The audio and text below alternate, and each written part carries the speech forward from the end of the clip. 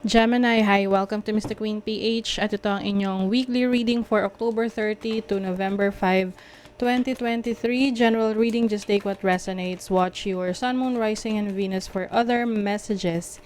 And thank you sa lahat ng sumusuporta dito sa ating channel. Just a reminder, gamitin nyo lamang ang reading na ito bilang gabay. And pa-follow na rin and like ng ating Facebook page at ang TikTok. Lahat po yan, Mystic Queen PH. Please check out my Shopee shop. Available ang mga protection and prosperity bracelets, zodiac sign bracelets, and many more. Link on the description.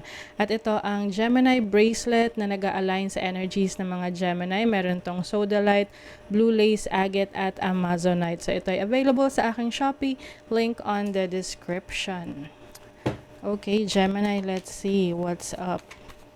Ano yung parating sa inyo ngayong week na ito? For Gemini, you have the Queen of Coins, the Two of Wands, the Seven of Wands, Justice, the Five of Swords, and the Three of Cups.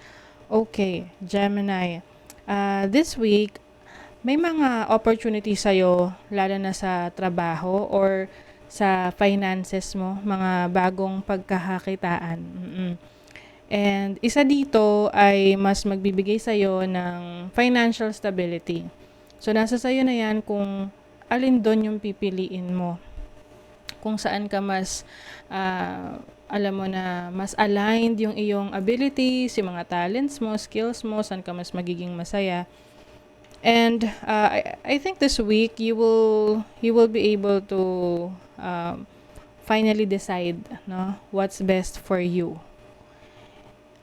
And also, yung iba sa inyo merong competition sa trabaho, lalo na yung mga gustong maging mas umangat sa'yo.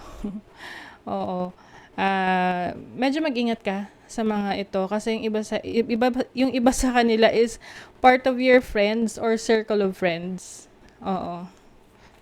And yung iba sa inyo meron kasi kayong na-achieve, no, lalo na sa career or anything na sa tingin mo is milestone mo sa buhay. And some of them are jealous of your success. Oo. So kailangan mag-ingat sa mga pagkakatiwalaan mo. Ten of Wands. There's also a lot of responsibilities for you. Maaring marami kang kailangang asikasuhin, pwede ring trabahuhin, 'di ba? Pwede kasi itong opportunity na ino-offer sa'yo, kailangan mo pag-isipan kung alin dito yung makakabuti sa'yo.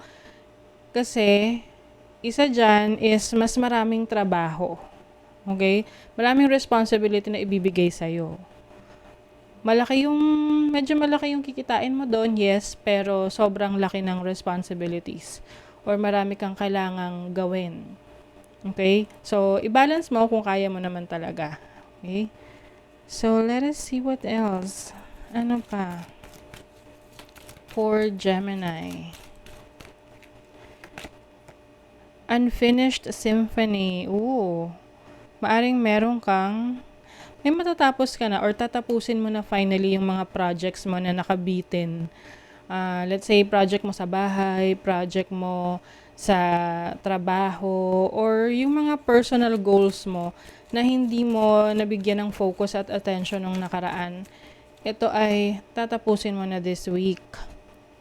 Merong gifts, no? Meron kang matatanggap na regalo from someone.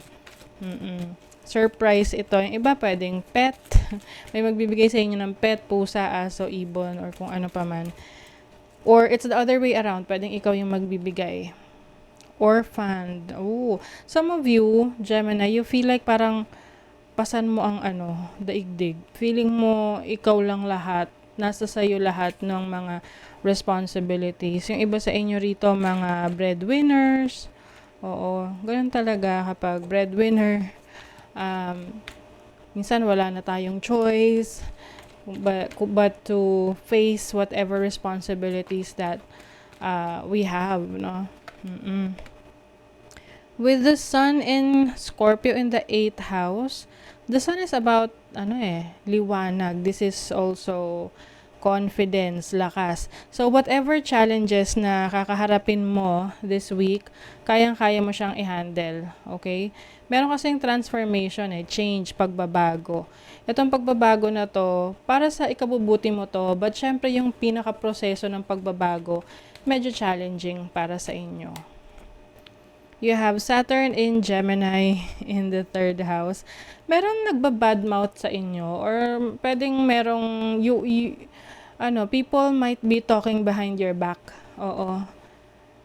Tipong mga nagko-question sa iyong galing or sa mga na-achieve mo, iniisip nila na hindi mo din na-deserve yun.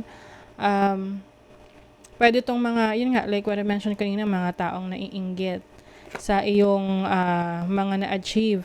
Kasi you are someone na hindi umaasa sa iba. Ikaw yung inaasahan. So, you're so independent and at the same time, you are a provider. So, you have Moon in Aquarius in the 11th house. Some of you, meron kayong katungkulan sa community ninyo. Pwedeng kayo ay miyembro ng barangay council, ganyan. Or pwedeng nasa politics rin kayo, nasa government, ganyan.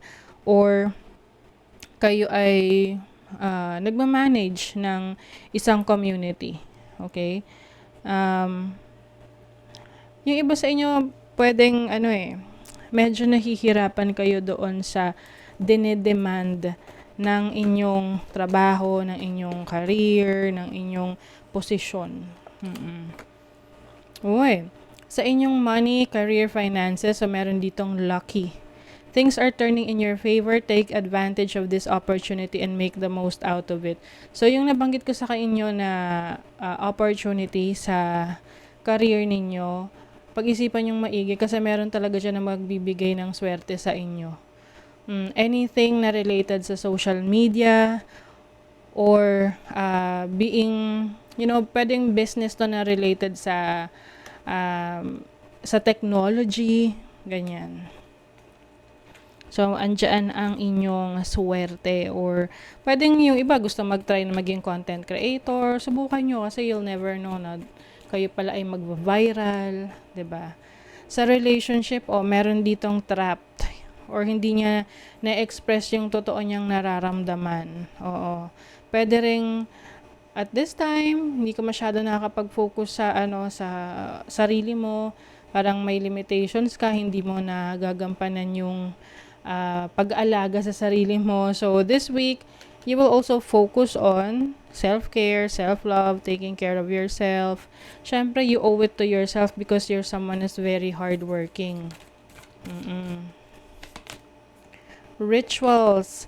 Ayan.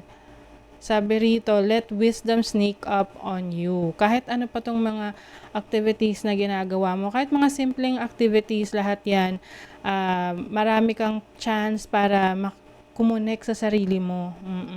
Lalo na yung mga bagay na gustong-gusto mong ginagawa, lalo na sa bahay. Okay? So, that is your reading, Gemini. Kung nagustuhan nyo ito, naka-resonate kayo, mag-comment kayo dyan. Like, share, subscribe para lagi kayong updated sa ating mga readings. Thank you so much, Gemini. See you again.